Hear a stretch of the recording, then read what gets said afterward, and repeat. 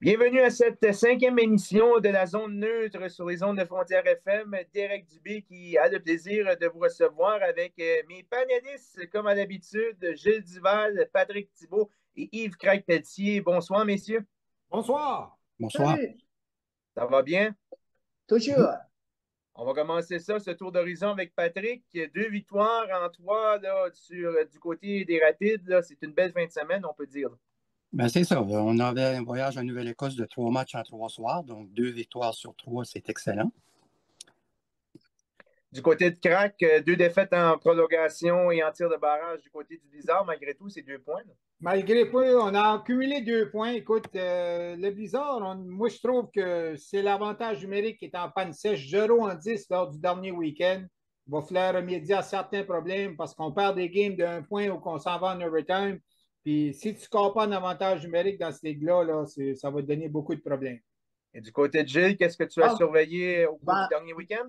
écoute, on a vu du hockey, mais moi, j'aimerais surtout dire qu'on a droit à des excellents spectacles de hockey au Centre Jean Deck depuis quoi, 2 semaines, un mois, là. Puis vraiment, pour les gens comme nous qui font la retransmission, là, c'est du bonbon, là. Tu sais, on s'amuse, on a du plaisir à faire les matchs tellement que ce sont des parties, là, vraiment excitantes de A à Z, de la première à la dernière minute. Puis même que des fois, on fait du supplémentaire. Good, good. Et moi, de mon côté, j'étais du côté de Saint-Pamphile. Première victoire du côté des Panthères de Haut-Madawaska. Victoire de 7-1. On va en discuter certainement avec vous là, au cours de l'émission. Et en entrevue, là, on a Cédric Deschênes, entraîneur-chef là, de la formation senior de soccer interscolaire de la Cité des Jeunes. Là, il va nous parler de cette victoire. Et Alexis Ouellette pour mettre le préambule de cette nouvelle saison de la Ligue Vallée-Appalaches qui s'amorce ce vendredi. Donc, tout ça dans la zone neutre. Au 92.7, la zone neutre. Alors, messieurs, on va commencer le tout avec les Rapides de Grand-Sault, comme on a mentionné. Pat, c'est une belle fin de semaine. On l'avait mentionné la semaine dernière. Si on pouvait avoir au moins 2 victoires là, sur la route, là, ça va faire du bien à la troupe de Greg Leland. Ouais, ben, on avait besoin de retrouver le chemin de la victoire, justement. Puis je pense que le voyage sur la route a fait du bien. Ça a permis peut-être de, disons, régler des petites choses au niveau de la discipline, probablement. Puis dans les 3 matchs, ça a bien été. Au niveau de l'attaque, ça a été excellent. On a trébuché une fois, mais c'est pas grave, contre Yarmouth. Mais si on regarde le parti de jeudi soir dernier contre Pictou County, ça a été un match de caractère. Écoute, les Rapides tiraient de l'arrière par 2 buts avec moins de 5 minutes à jouer en troisième période. Donc, on est revenu de l'arrière, on a égalisé le pointage. C'est John O'Leary qui a marqué le but de la victoire. Et grâce à Adam Lecourt, par exemple, je peux vous dire qu'il a fait des arrêts clés en surtemps. Puis si ça n'aurait pas été de lui, je ne pense pas qu'on avait la victoire. Donc, un but, 3 passes pour John O'Leary dans ce match-là. Il a pris part à tous les buts. Vendredi soir, une défaite de 5-3 à Yarmouth. Écoute, les Rapides ont égalisé le pointage à un moment donné en troisième période. Ça a été un but compté en avantage numérique, le quatrième but de Yarmouth, qui a fait la différence. Mais on ne peut pas dire quand même que ça a été un match... ça a été rude. Puis Yarmouth a joué un peu la clé de l'intimidation, là. Puis, bon, les Rapides, c'est certain qu'ils ont écopé de pénalités, mais c'était pas mal pour se défendre. Là, à un moment donné, je pense, je disais ça à Gilles, dans cette ligue-là, cette saison, je ne sais pas ce qui se passe, là, mais on s'aperçoit qu'il y a beaucoup de coups vicieux qu'on voit. Et bon, des doubles échecs, Qu'on ne voit des pas backdoors. aussi. Puis qu'on ne Ouais. voit pas aussi. Non, ce qu'on ne voit pas aussi, exactement, oui, c'est ça, des petits coups vicieux. Mais il y en a eu beaucoup dans ce match-là. Puis malheureusement, les Rapides ont payé pour. 3 buts en avantage numérique par Yarmouth. Mais on ne peut pas les blâmer, ils se sont défendus. Donc une défaite de 5-3, mais on a très bien... Écoute, après 2 matchs comme ça, tu penserais que l'équipe ne sortirait pas pour un troisième match consécutif. Ça a été complètement le contraire. Une belle victoire de 8-4 contre Valley. Ça a été dominant au point de vue de l'offensive. Là. 2 buts de Brody Parry et 7 compteurs différents qu'on marquait après ça. Ah, good. Très intéressant. Donc, si on peut avoir l'apport offensif de chacun des joueurs, là, ça va être positif pour les Rapides. Ben, c'est important de noter aussi que les Rapides actuellement sont l'équipe le premier rang au niveau offensif. On n'a jamais vu ça. 88 buts comptés. Donc, ça, c'est signe que la profondeur en attaque est là. Tu disais, Pat, l'équipe a été peut-être plus disciplinée, sauf qu'il y a beaucoup de minutes de pénalité quand même, sauf qu'il y a eu des 10 qui font Ouais. gonfler la facture. si on peut dire, sauf qu'en termes de pénalités individuelles, ben, c'est là qu'on a beaucoup diminué. C'est peut-être 2-3 pénalités par rencontre. Je viens d'aller voir rapidement les sommaires. Donc, à ce niveau-là, au moins, on semble avoir contrôlé ses émotions, sauf quand il y a eu un 10 minutes qui accompagnait une pénalité là, pour un geste commis sur la glace. C'est ça, pour mentionner que l'important, c'était de contrôler le temps de possession de la rondelle, quelque chose qu'ils ont bien fait en début de saison. Pendant ces 3 matchs-là, ça a été le cas. Là. Mais écoute, 7 marqueurs différents dans un match, là, on n'a pas vu ça beaucoup, peu importe l'équipe cette année là, dans la Ligue. Là, ça, c'est, comme tu l'as dit, profondeur assurée pour l'équipe. Là. Oui, c'est ça. Moi, quand je pour l'horaire des Rapids, écoute, dans 2 semaines, on retourne encore pour 3 matchs dans le Sud. Écoute, c'est une bonne situation encore pour comme cimenter l'équipe, comme on pourrait dire. 2 voyages consécutifs de même sur la route. Je pense que, puis je crois que c'est que la Ligue voulait faire aussi, c'est les faire voyager en température. Disons qu'il n'y aura pas de tempête de neige. C'est pour ça qu'on voit toutes les équipes du Nord disputer les matchs contre le Sud pour éviter des déplacements en janvier ou en février. Là. C'est très bien que ça se passe tout de suite, exactement. Puis je pense que là, les Rapides ont quand même 2 gros matchs en fin de semaine. Miramichi qui vient jouer à Grand-Sault vendredi soir. Puis dimanche, samedi soir, je veux dire, les Rapides jouent contre West Kent à Bouctouche. D'ailleurs, la dernière...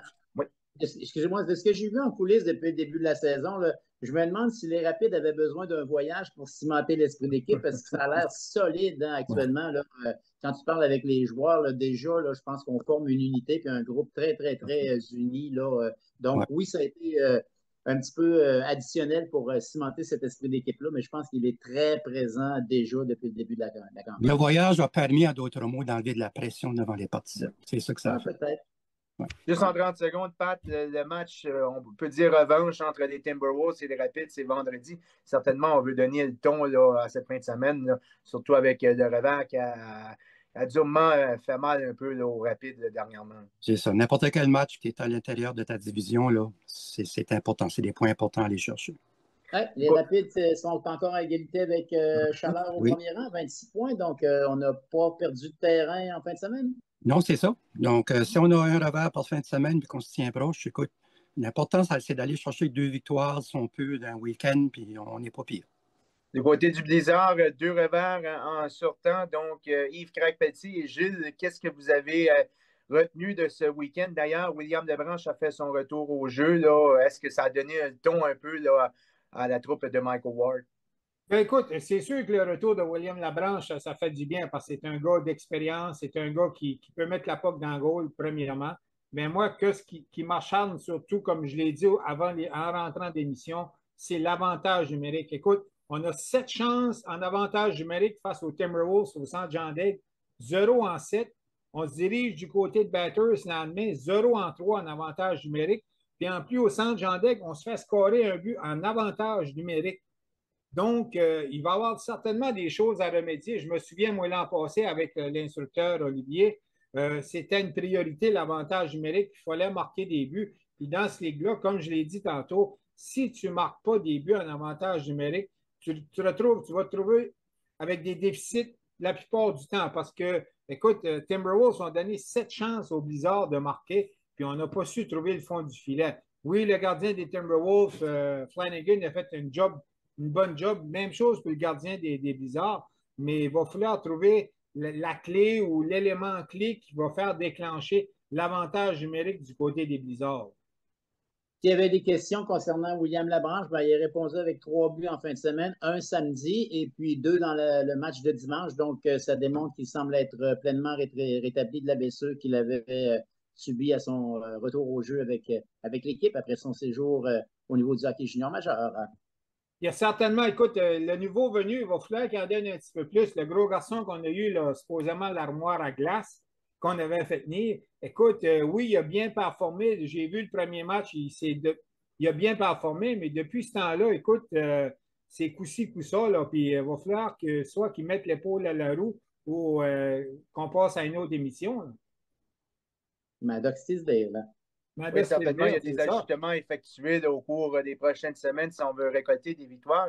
Mais dans l'ensemble, Oui, puis Crack, aussi, Derek, le Blizzard va commencer à devoir faire un petit peu oui, la gestion des réservistes aussi, parce que là, Will Carroll est revenu au oui. jeu, la branche reprend sa place, donc ça fait qu'avec le retour de deux joueurs, ben, ça en a fait deux malheureux, entre guillemets, qui retournent dans les gradins. Donc, ça aussi, ça va entrer en ligne de compte de savoir comment on va faire la gestion de ces réservistes-là là, dans l'espoir que tout le monde soit heureux Hey, quand même dans l'entourage de l'équipe.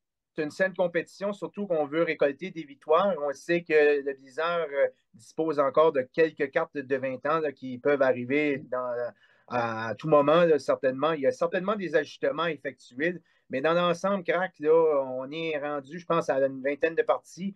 Est-ce que tu es satisfait malgré tout là, de l'effort là, effectué par le Blizzard d'Edmundston, qui a connu quand même un début de saison un peu comme ci, comme ça? Oui, écoute, on le savait que cette saison, ce serait un petit peu plus difficile. Les autres formations aussi se sont améliorées. Là. Prends du côté de Grand-Sault, Chaleur, qui était du côté de Fredericton l'an passé, c'est toute une autre formation cette saison. Cross et compagnie, là, ils jouent du gros hockey. Et puis, les Timberwolves, équipe de dernier rond au classement, on les a vus samedi soir au Centre Jean-Deck, ça ne ressemblait pas d'une équipe qui est dernier au classement. Puis, si tu prends le classement dans la Division Nord, tu as 7 points qui séparent les 6 équipes au classement. Tu as 2 équipes à 26 points et ensuite les Timberwolves à 19 points. Donc, une fin de semaine, là, ça peut te coûter très cher dans ce ligue-là, surtout que les matchs qui vont venir dorénavant, ça devrait être possiblement des matchs entre divisions, à part que le Blizzard, en fin de semaine, on se rend du côté du sud pour disputer 2 autres matchs. Il va en rester 2, un contre Summerside puis un contre Amherst au mois de janvier. Mais à partir de ce moment-là, c'est toutes des parties dans notre division. Puis comme on l'indiquait, moi puis Gilles, l'autre soir, une équipe comme Hamilton, qu'on n'a pas encore vu au Centre Jean Deck, là, on va se mettre à les voir à 3 ou 4 reprises en dedans de 3 ou 4 parties, disons. Donc, c'est tous des points qui vont être importants à remporter si tu veux te classer. Je te parle juste de classer parce que présentement, oui, il y a des équipes au premier rang, mais il n'y a pas personne qui a une place assurée en série. Là. Et peut-être mentionnons que malgré ce qu'ont fait les Rapides et le Lightning en fin de semaine, ça n'a pas été suffisant pour entrer de ce fameux top 20 hebdomadaire. Donc, mention honorable pour le Lightning, pas rien pour les Rapides. Et seul Summerside demeure dans ce top 20 classé au 11e rang sur la scène nationale. Alors, voilà. J'aimerais expliquer aussi aux gens, le classement, c'est fait par ordinateur ou c'est fait par une personne. Écoute, y a-tu vu le calibre du circuit présentement qu'on a, nous autres, dans notre coin? OK, oui, on n'a pas d'équipe qui ont 11 victoires, une défaite, mais si je prends une formation qui est au dernier rang, comme Timberwolves, puis on les met contre une formation des équipes qui n'ont pas perdu, on lui donnerait une bonne partie. Là. Ça fait que ce classement-là, comme on le disait les années passées, c'est un classement fictif. Oui, tu peux te fier là-dessus, mais écoute, ça vaut qui c'est que ça vaut. Là. Ben, en même temps, c'est basé sur le pourcentage de victoire d'une équipe depuis le début de la saison. Mais on a vu la semaine passée que les étoiles des Maritimes ont battu les étoiles Junior A. Est-ce que ça veut dire que la Ligue des Maritimes tiendrait tête, comme tu me l'as mentionné, Crac, n'importe quelle équipe des Maritimes irait jouer contre le Québec puis pourrait peut-être l'emporter? Ça voudrait peut-être dire que le calibre est peut-être plus fort ici. Donc, l'équipe qui sort du Québec avec 17-0, ben, reste à savoir c'est quoi la valeur de ses opposants, comme tu l'as dit, comparé à ce qu'on a ici comme bataille dans la section nord actuellement. Là. Parce que tu as eu la chance de parler à un joueur qui venait du Manitoba, je crois, Gilles, puis lui, comme il a dit, il dit, nous autres, c'est plus physique, mais dans le junior ici, c'est plus skills, puis c'est plus comme ça qu'on peut voir la Ligue. Là. En 2-3 minutes, là, hockey senior, notons la victoire, la première victoire de la saison des Panthères de Haut-Madawaska. Ils ont remporté 7-1 du côté de Saint-Pamphile. Donc, un match quand même électrisant là, du côté des Panthères pour Maxime Guimont. 6 points, lui, 4 buts, 2 passes. Donc, a connu toute une rencontre. Donc, au moins une première victoire pour le Haut-Madawaska dans le début de saison. Ça va faire du bien, surtout qu'on s'amène à la maison pour 3 rencontres. J'imagine, Derek, que lui, Maxime Guimont, avec Cody Bonenfant et Zachary Bourgoin-Plourde étaient les 3 sur la même unité offensive. Non, c'était Michael John Power, le trio Cité des jeunes qu'on appelait. Là, donc, c'était la première ligne en temps là, où la Cité des jeunes avait été en championnat provincial. Donc, ça a été une bonne performance malgré tout là, pour les Panthères. Là. Un gros 2 points, puis ça se poursuit là, en fin de semaine du côté de Saint-François face à Saint-Cyprien. Sans, Le sans premier rien match enlever local. sans rien enlever aux Panthères, Derek, le calibre de la nouvelle équipe Saint-Pamphile, est-ce que c'est comme une formation qui va se trouver à avoir ça un petit peu plus dur parce que c'est sa Ouais, ça va première être année difficile dans la Ligue? malheureusement. Ça va être difficile malheureusement, mais tous les joueurs ont du cœur au ventre. Là, ont œuvré là, pendant 60 minutes. Ils ne lâchent pas. Là. Je ne dis pas qu'il n'y aura pas peut-être bien de victoire, mais à mon avis, probablement peuvent récolter une victoire là, cette année. Mais c'est des jeunes joueurs là, de la région, puis ils travaillent beaucoup, donc j'ai hâte de voir qu'est-ce qu'il y en est. Et du côté de la Ligue, l'Impérial de Saint-Pascal qui surprend, là, une des seules formations qui demeurait invaincue au cours du week-end. Donc, on a surpris le transport de Denis Gosselin de Saint-Cyprien, qui est champion en titre par la Ah marque de ouais? 7-0. Et donc, aussi, l'Impérial l'a emporté du côté des Gelées.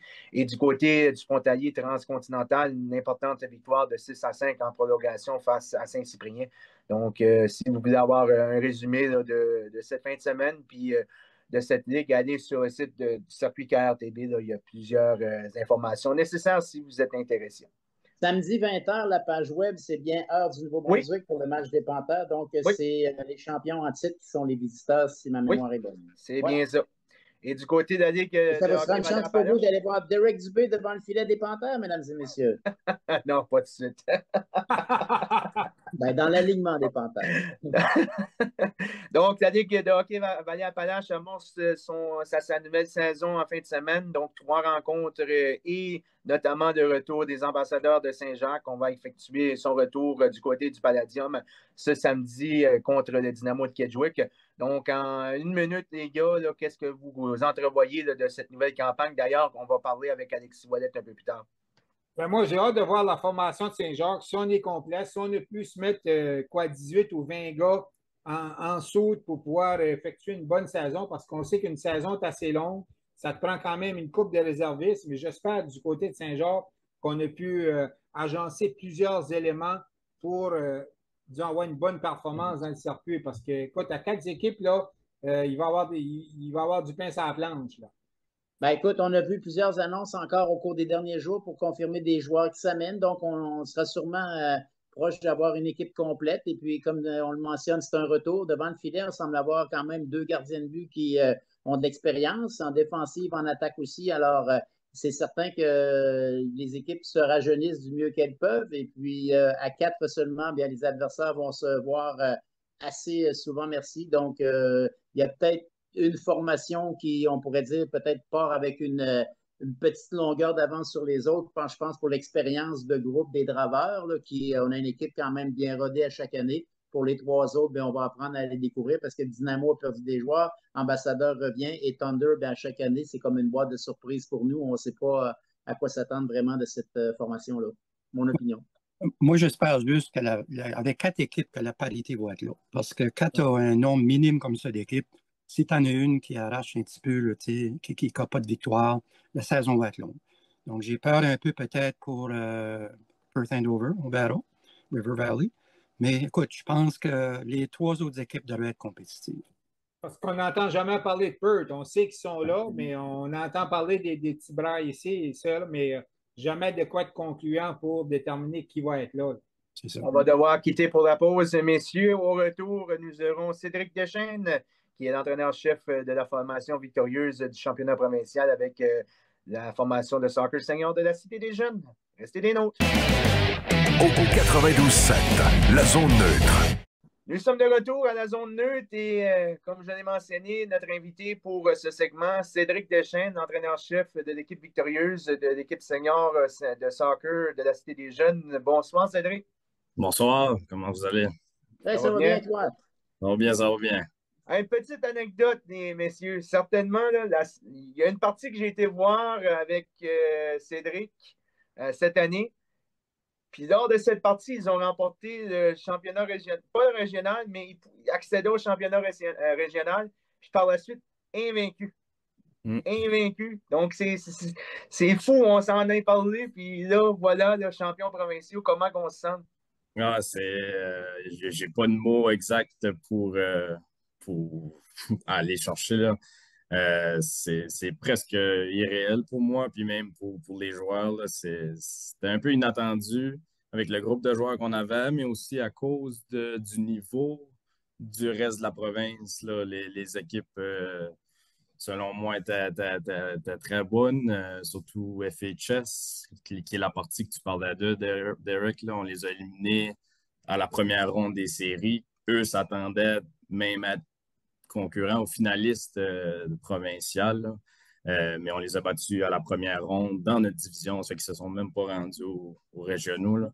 FHS était très fort, Lewis était fort aussi. Notre division était vraiment forte. Puis même du côté de la division de Moncton, là, Mathieu Martin, puis l'équipe de l'Odyssée, c'était fort, fort, fort aussi. Kennebec et Sus, il y avait du bon calibre de soccer dans la province, là, du côté senior, mais vraiment fier de mes gars. Tout qu'un parcours Cendrillon. Mais qu'est-ce qui a fait la force de ton équipe, selon toi, Cédric, durant la saison?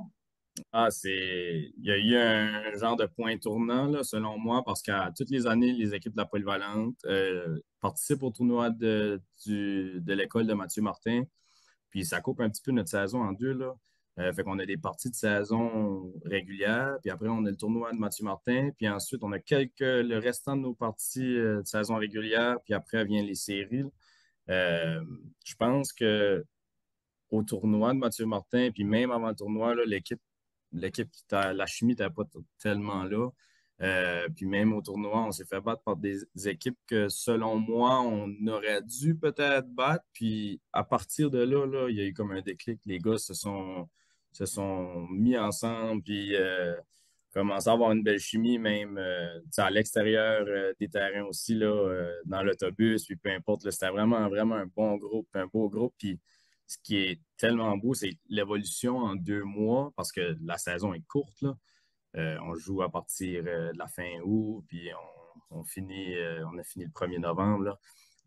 Fait que la saison est vraiment courte, puis l'évolution que ces gars-là ont eue en 2 mois, là, ça a été phénoménal. Tu sais, il n'y a pas tant de choses que tu peux leur apporter en 2 mois, mais le système de jeu, puis la façon qu'on va jouer en équipe, puis la façon qu'on veut instaurer ces idées-là, tu sais, il était très réceptif, puis je pense que c'est vraiment un match à Layoways là, qu'on aurait dû gagner, mais on a égalisé 1-1, là. À partir de ce match-là, c'est comme si les gars y ont cru qu'ils pouvaient battre les bonnes équipes ou au moins rivaliser, compétitionner contre les bonnes équipes, puis ça nous a parti après ça, là. Mais il y a quand même une bonne base ici pour quelqu'un qui commence assez tôt au soccer. Tu sais, Edmundston a quand même une bonne réputation dans la province, là. Oui, oui, oui. Soccer Edmundston sont très bien développés, niveau compétitif aussi, là. J'ai déjà entraîné dans les années passées, mais dernièrement, je m'implique un peu plus avec la polyvalente puis dans d'autres équipes sportives aussi. Mais ils ont un très bon programme compétitif là, de AAA, AA. Là. Je ne suis pas assez certain là, dans les dernières années c'était quoi. Mais moi, mon équipe, avec les garçons 11e, 12e année, là, je pense que j'avais juste 6 gars qui ont joué compétitivement cet été. Ça fait que sur une équipe de 16 joueurs, là, c'est pas beaucoup. Tu sais, tous mes autres joueurs, c'est des athlètes, puis c'est des joueurs de soccer, mais qui n'est pas leur sport principal non plus, tu sais. Fait que c'est de là que ça vient un peu là, pour moi, un parcours inespéré ou tu sais, un parcours Cendrillon, là, c'est de là que ça vient un petit peu parce que mes gars, c'est des très bons athlètes. Puis je leur disais toujours, c'est pas que j'ai pas confiance en vous, qu'on peut se rendre loin, mais c'est que j'ai encore plus confiance dans les capacités des autres équipes, tu sais. Parce que eux, c'est leur sport principal, puis ils pratiquent que ça, tu sais. Mais quand Plusieurs retours. tu as un joueur, disons, qui évolue, est-ce que tu peux avoir des joueurs qui évoluent au hockey puis au soccer, puis il faut prendre une décision une certaine fin de semaine où est-ce qu'on va évoluer, ou est-ce que c'est décidé d'avance ou Ça arrive un peu comme ça, là, dans le fond, c'est que la période d'essai là, des Rep Soccer commence à l'avance.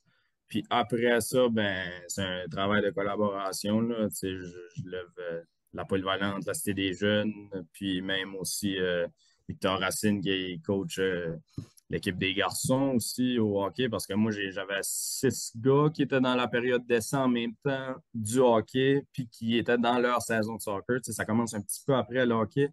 OK. Mais nous autres, on a des parties, on a des games, puis j'ai toujours dit aux gars, je vous empêcherai pas d'aller à votre sport principal, surtout pas si on a des pratiques en même temps, peu importe, mais tu sais, pour l'histoire des matchs, ben, on s'arrangeait toujours, il y avait une façon, Victor changeait ses choses, fait que tu sais, ça rend la chose difficile, pas vraiment, parce qu'il y avait un bon travail de collaboration, puis les gars étaient vraiment motivés de venir aux parties de soccer et tout, là, quand ils ont vu à quel point que tu sais, on avait peut-être une chance de se rendre un peu plus loin qu'on s'attendait, ben, tu sais, ça s'est réglé facilement, là. Est-ce qu'il y a plusieurs retours pour l'an prochain? Ton groupe 12, 11e année, ça ressemble à quoi pour l'an prochain? Je pense que c'est à peu près moitié-moitié, OK. je te dirais.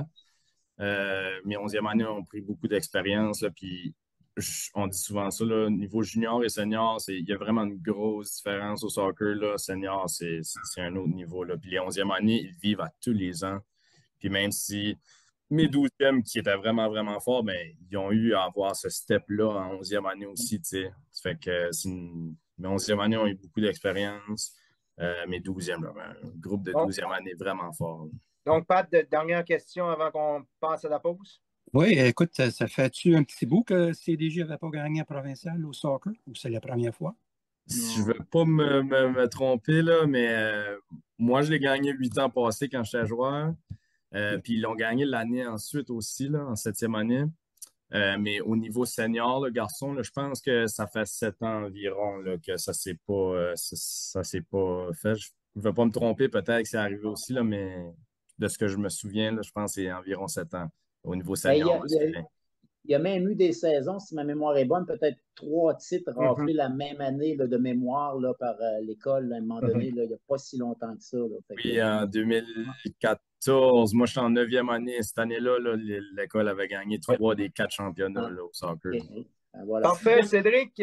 Félicitations à toute l'équipe. Merci beaucoup. Certainement, ça doit avoir fait plaisir à l'école et aux joueurs. Donc, j'espère que vous avez célébré en masse avec les jeunes. Oh yes.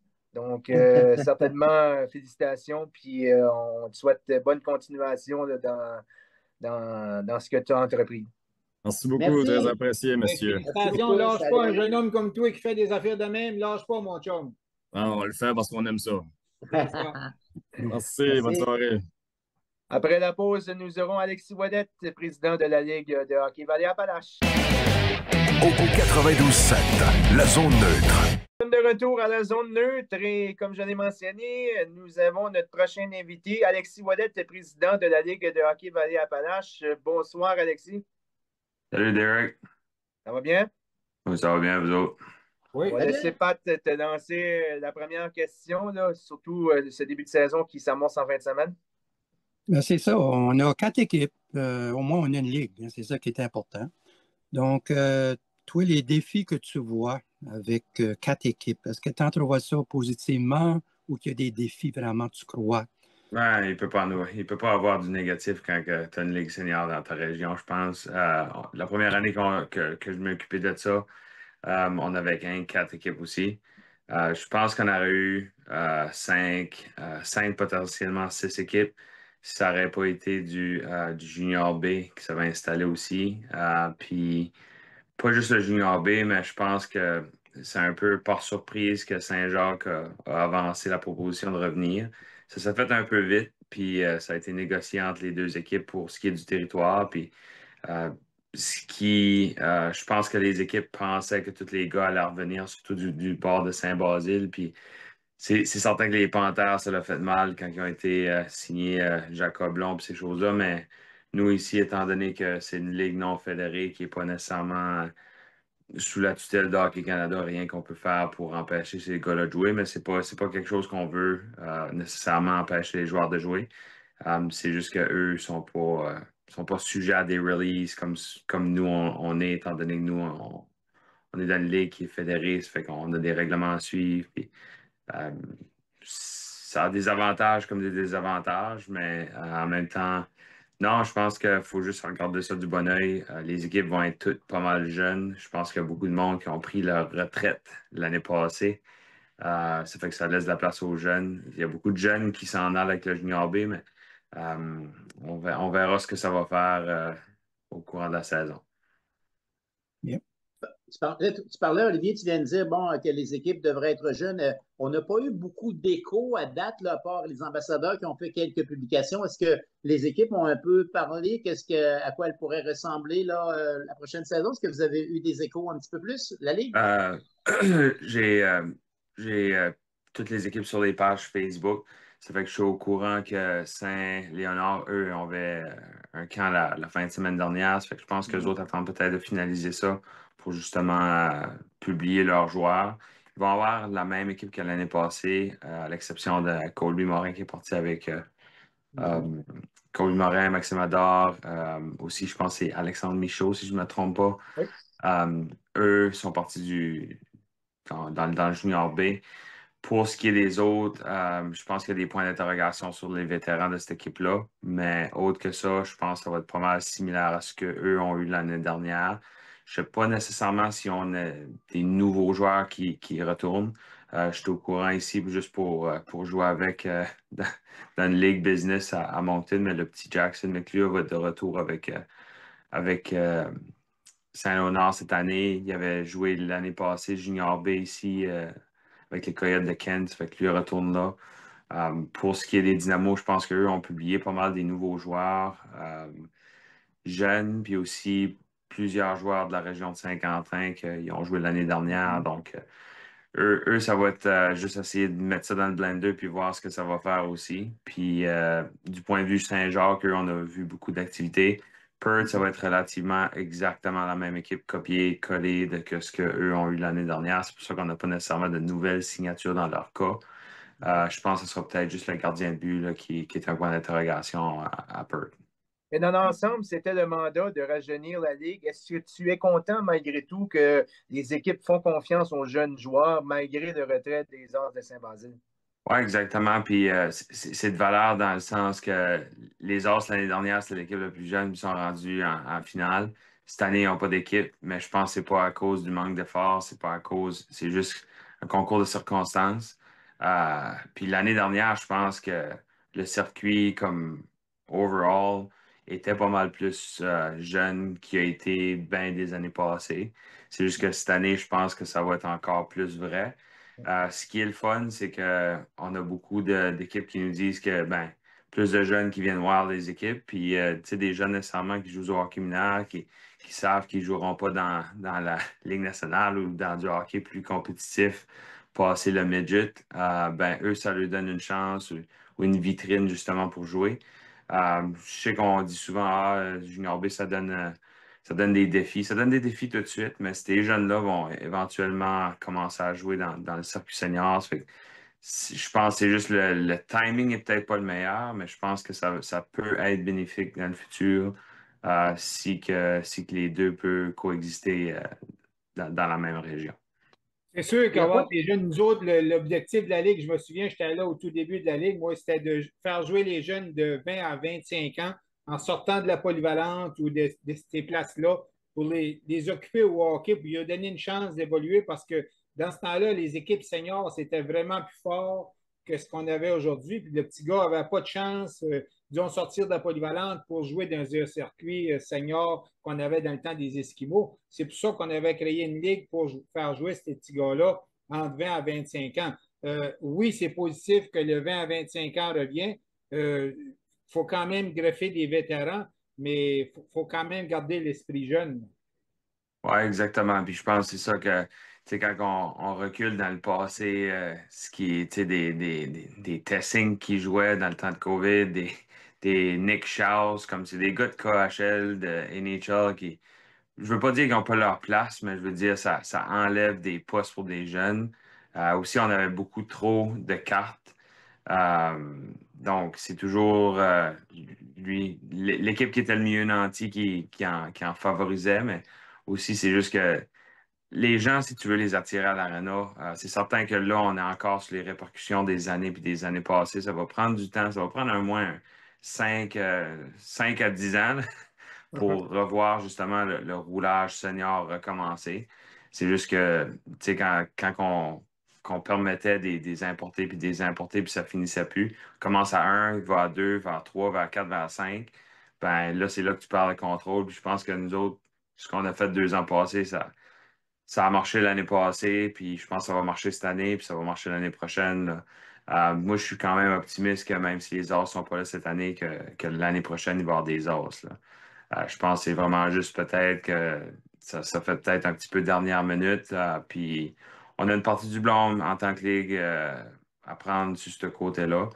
Ça, c'est certain, mais je veux dire, quand on prend des décisions, on vit avec les conséquences. Fait que, on en regarde ça du bon œil, puis on espère que ça va continuer l'année prochaine. J'aimerais Appel savoir, Belichick. Alexis, du côté là, de Granceau, oui, on a parlé avec Granceau. Il y a certainement une pépinière de joueurs qui pourrait certainement revenir et créer encore des cataractes. Est-ce que c'est toujours un projet qui serait enviable? Puis est-ce que tu as encore des discussions avec peut-être un promoteur ou quelqu'un qui souhaite intéresser? Mais à mon avis, ça pourrait être une autre équipe là, qui pourrait se rajouter dans le futur si ça peut se concrétiser. Oui, exactement. Puis c'est quand même assez comique parce que Saint-Léonard appartient à ce territoire-là de Grand-Sault, mais en tant que joueur, il a cherché pratiquement pas de joueurs. Ils vont avoir le petit Méclure, ils ont peut-être 2, 3 joueurs, je pense, l'année passée qui a joué. Puis c'est tout. Ça fait que, je sais qu'il y a beaucoup de joueurs comme eux ont un bon programme interscolaire aussi. Ça fait que mais c'est tout le temps la question, tu sais, comme les jeunes s'en allent-tu, étudier ailleurs, restent-tu dans la région? Puis je pense pas que c'est le hockey senior qui va faire que les jeunes vont rester dans la région du Nord, mais ça peut être un plus sur la liste, tu sais. Ça fait que c'est certain que là, il y a le Junior A qui attire beaucoup, puis le Rapide a une bonne équipe cette année. Mais on ne sait jamais, tu sais, dans 2 ans. J'avais été en communication environ 1 an et demi, 2 ans passés avec des gars de Grand Saut, puis eux avaient dit, ah, ben, tu sais, eux autres avaient des enfants qui jouaient du hockey, puis ils ont dit, mec, nos enfants ont fini de jouer au hockey, ben, on va peut-être commencer à tâter le terrain. J'ai fait des suivis, puis là, tout de suite, comme c'est silence, là. Mais je pense que c'est peut-être plus sur le réchaud que d'autres choses, là. Je pense qu'on attend de voir combien qu'on va avoir de jeunes, mais c'est certain que eux, ça va être un défi avec coexister avec le junior A. Puis, je pense que tant qu'il va y avoir un junior A, là, ça sera plus compliqué. Si à un moment donné, le junior A s'en va ou s'il arrive quelque chose avec le junior A, ben, peut-être que là, ça rouvrirait la fenêtre un petit peu plus grand, mais je pense qu'il y a toujours une craque dans la fenêtre, là. C'est tout le temps la même question. Ça prend beaucoup de bénévoles pour runner une ligue, mais ça prend extrêmement beaucoup de bénévoles pour runner une équipe. Si on pense qui est-ce qui s'occupe du bar, qui est-ce qui s'occupe des entrées, qui est-ce qui s'occupe des joueurs, le déplacement, tous ces coûts-là. Comme, il y a beaucoup de logistique que nécessairement on ne voit pas, mais sans ces bénévoles-là, il y a pas de hockey qui joue, là. On peut avoir un président de la ligue, on peut avoir des administrateurs de la ligue, mais s'il n'y a pas ces gens-là vaillants assez pour sacrifier le samedi puis le vendredi soir, ben, il y a pas de senior, il y a pas de hockey, là. Peut-être, Alexis, est-ce qu'il y a des changements cette année là, à Ligue, soit au niveau du fonctionnement, de la structure, au niveau du hockey senior dans la province? Est-ce qu'il y a des choses différentes par rapport aux autres campagnes là, qu'on doit Euh, s'attendre? La dernière rencontre qu'on avait avec Hockey Nouveau-Brunswick, il n'y a pas nécessairement grand-chose qui change, là. C'est pas mal les mêmes règlements, les mêmes choses qui sont discutées. Euh, Point de vue, je sais que la seule chose qui a changé, c'est pour ce qui est des joueurs qui jouent dans les ligues non fédérées, le processus pour réintégration est un petit peu plus complexe. Même chose pour les officiels qui décident d'arbitrer dans ces ligues non fédérées-là. Ben, ça, je pense qu'il y a un processus qui est plus compliqué pour eux aussi de réintégrer. Tu sais, on va donner un exemple, par exemple, si Jacob Long, à un moment donné, il ne pourrait pas de toute façon, là, à cause des règlements qu'on a en place dans notre propre ligue, là. Mais si jamais il aurait eu la chance de revenir dans notre ligue cette année, le processus de réintégration aurait été très, très complexe. Il aurait fallu faire des demandes avec Hockey Nouveau-Brunswick à Hockey Canada pour s'assurer que le joueur ne joue plus dans la ligue non fédérée. Puis c'est toujours une question d'assurance, hein. On ne veut pas avoir un gars qui joue, qui est assuré avec Hockey Nouveau-Brunswick, qui joue dans la Ligue non fédérée où il n'y a pas d'assurance ou peu d'assurance, justement pour pas qu'on bénéficie des deux tu n'as pas les assurances. Ça fait que c'est plus ça qui est complexe, mais je veux dire, autre que les conséquences sur les joueurs non fédérés, c'est pas mal relativement la même chose. Je pense qu'on avait fait le calcul l'an passé. On disait que c'était la 32e fois qu'on remettait la Coupe. Ça voudrait dire que cette année, on serait la 33e campagne de cette petite ligue-là qui a commencé longtemps passé et qui continue à subsister. C'est incroyable quand même, toute la belle aventure, la belle histoire de cette ligue-là de hockey senior au Nord-Ouest. Là. Oui, exactement. Puis la ligue est plus vieille que moi-même. Donc, ça témoigne. Ouais, ça témoigne de sa longévité, mais c'est aussi quelque chose que je pense que tout le monde qui aime le hockey senior, même dans la région, sont tous fiers. Même Hockey Nouveau-Brunswick sont fiers que cette ligue-là existe encore. Tu sais, ça leur donne quand même une petite patch sur l'épaule, là, comme quoi qu'ils sont capables de faire vivre du senior aussi longtemps. Mais je pense qu'il faut juste pas. Des fois, c'est tentant des fois d'essayer de changer la formule gagnante. Puis là, des fois, il faut juste retourner aux sources. Puis c'est un peu ça qu'on a fait 2 ans passés. Puis je pense que même si c'est tout le temps la même question. À chaque été, je me fais demander, il n'y aura pas de ligue cette année ou il va y avoir une ligue? Puis je leur réponds toujours, il va toujours avoir une ligue tant que je vais être là. S'il n'y en a pas, ben, c'est parce qu'il manque de joueurs. Mais s'il y a des joueurs puis il y a des bénévoles, il va y avoir une ligue. Ça, c'est certain. Moi, je n'étais pas inquiet cette année qu'il y avait une ligue. Puis tout le monde est arrivé à la dernière rencontre. Puis c'était comme là, j'ai des joueurs qu'il faut chercher. Puis j'étais comme, ben, vous avez les mêmes équipes que l'année passée? Oui, mais quoi? Tu sais, c'est juste des fois, il faut que tu les rassures. Puis ça fait, je pense, quoi, 3, 4 ans que je m'occupe de ça un petit peu. Puis c'est toujours la même cassette qui se répète. Parfait, Alexis. On va te souhaiter le meilleur du succès, puis on va souhaiter une excellente saison dans la Ligue de hockey Vallée-Appalaches. Ça s'amorce vendredi du côté de Kedgewick, si je ne m'abuse. Donc, pour toute information, vous pouvez vous consulter la page web de la Ligue de hockey Vallée-Appalaches, puis les réseaux sociaux aussi, vous aurez toute l'information. Sur ce, bonne saison, Alexis. Hey, je vous remercie toute la gang. Merci beaucoup. Salut. Voilà. Parfait. Donc, messieurs, week-end quand même fort changé encore cette fin de semaine? Ben, c'est ça. Il y en aura pour tous les goûts, sauf que, évidemment, comme vous l'avez dit, blizzard sur la route, rapide à la maison, Ligue de hockey senior Vallée des Appalaches qui prend son envol. Premier match à domicile des Panthères de la Ligue KRTB. Alors, il y a sûrement du hockey scolaire dont on est peut-être moins pas au courant. Je n'ai pas regardé les cédules. Samedi et dimanche du côté d'Edmundston, donc la Super League, on va en parler. Là. Je vais tenter d'avoir Victor Racine pour parler de cette nouvelle ligue qui se met en branle cette fin de semaine du côté de Fredericton pour les Reps. Et les 2 premiers matchs locaux, c'est samedi et dimanche au Centre Jean-Tin. 9 équipes, là, ils vont recommencer à jouer contre Clément Cormier, Mathieu Martin. Pichot, Mathieu Martin. Alors, ça va amener des nouveaux visiteurs dans les arénas après avoir tant d'années, avoir été les 3 mêmes adversaires pour les Républicains. Pat, certainement, tu vas surveiller les Rapides cette fin de semaine? C'est ça. On va souhaiter qu'on continue de gagner des matchs. Puis un gros match vendredi soir à domicile contre Miramichi et à Bouctouche pour jouer contre West Kent samedi. Crac, est-ce que tu vas surveiller peut-être un retour des ambassadeurs ou tu vas surveiller les Blizzards? Ben, on va sûrement surveiller les Blizzards parce que c'est mon attraction numéro 1, mais je crois bien de me rendre du côté des ambassadeurs, aller voir à quoi ça ressemble, puis c'est quoi qu'on peut s'attendre pour la saison. Là. Puis écoute, comme j'ai dit, du hockey dans la région, tu voulais en voir, il y en a toutes les fins de semaine, toutes les sauces de M. J'ai su que de M9, c'est de la très bonne compétition aussi. J'ai parlé à un officiel qui a officié là-dedans, puis M9, là, c'est du gros calibre, il paraît. Là. Crac, tu as encore pris ta loge au Palladium. Tu avais quand même un emplacement habituel. Là, oui, c'est ça, oui. J'ai renouvelé mon forfait cette saison. Là. Et en passant, chapeau à tous les judokas là, qui ont participé, les jeunes judokas à la Coupe Bushido de Claire. Donc, tous ces judokas-là se sont mérités des victoires. Et aussi le club Kimo qui a été bien représenté au Québec Open. Donc, on leur lève leur chapeau. Vous pouvez aller sur les réseaux sociaux de des sports pour avoir tous ces résultats. Et surveiller aussi Gilles Duval là, qui en donne enfin du forme là, dans les émissions du matin et les émissions sportives sur la Frontière FM. C'est notre devoir de vous informer sur le sport local. Merci encore, messieurs. Merci. Oui. Merci, à la prochaine. Oui, bonne semaine, puis on se reparle la semaine prochaine. Salut! Salut. Au 92.7, la zone neutre.